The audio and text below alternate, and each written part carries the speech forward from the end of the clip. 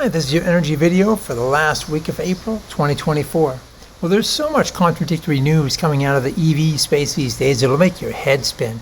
Tesla's decline in sales and recently announced layoffs, combined with Ford's continuing losses and Hertz's decision to sell off another 10,000 rental EVs, would have you think that maybe EVs have hit their high water mark.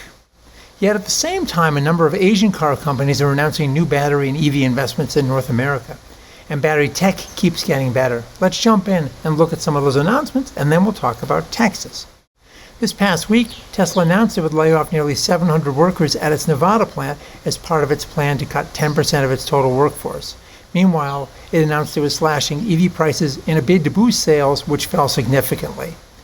Q4 2023 saw deliveries of 387,000 cars, 20% lower than Q4 of last year.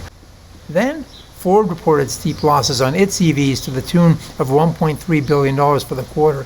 Sales were down 10% as well, but revenue was off by 84%. Ouch.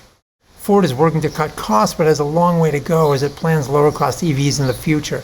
And CEO Jim Farley now cautions that EVs might not see price parity with gas-powered vehicles until 2030. Then there's Hertz.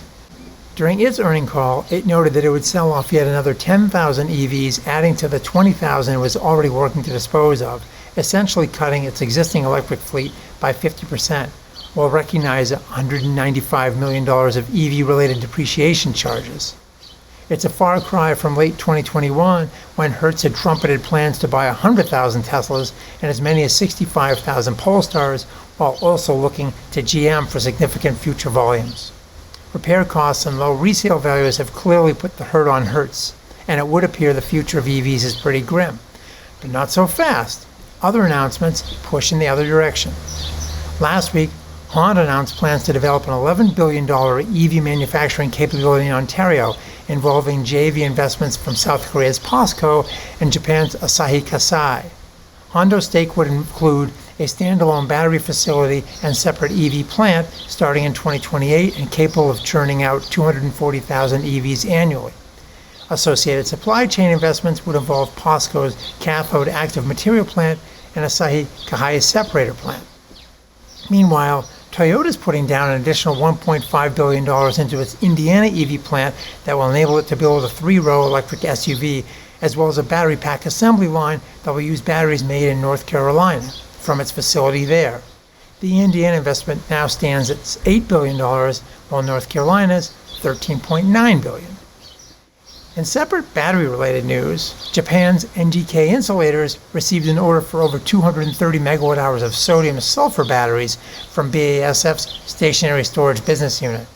These will be used in a large German hydrogen plant being developed in northern Germany by HH2E to smooth out renewable energy supplies and run electrolyzers at higher capacity factors. Sodium-sulfur batteries are relatively new on the storage scene at large scale, but given their high capacity and long-duration discharge, they're good for shifting renewable energy over somewhat longer periods than lithium-ion batteries typically do. NGK says it has installed sodium-sulfur batteries in over 250 locations to date. And finally, Texas load growth forecasts just jumped enormously, increasing 40,000 megawatts from last year. Part of that is simply lots of new load from factories, data centers, and the oil patch that's all coming to Texas. But another artifact is simply that ERCOT, the grid operator, has changed the way that it forecasts future demand.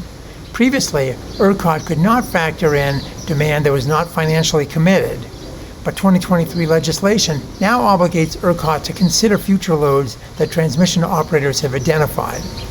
Total potential load by 2030 could now be as high as 152,000 megawatts. Putting that in perspective, ERCOT's all-time peak demand record from last August was just over 85,000 megawatts, set on August 10th, 2023. Well, that's all for this week from Maui. Thanks for watching, and we'll see you again next week.